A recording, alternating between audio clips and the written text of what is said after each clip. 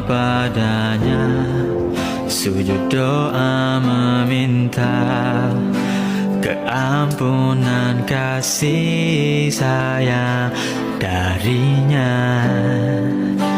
Ku ingin berhijrah jadi hamba setia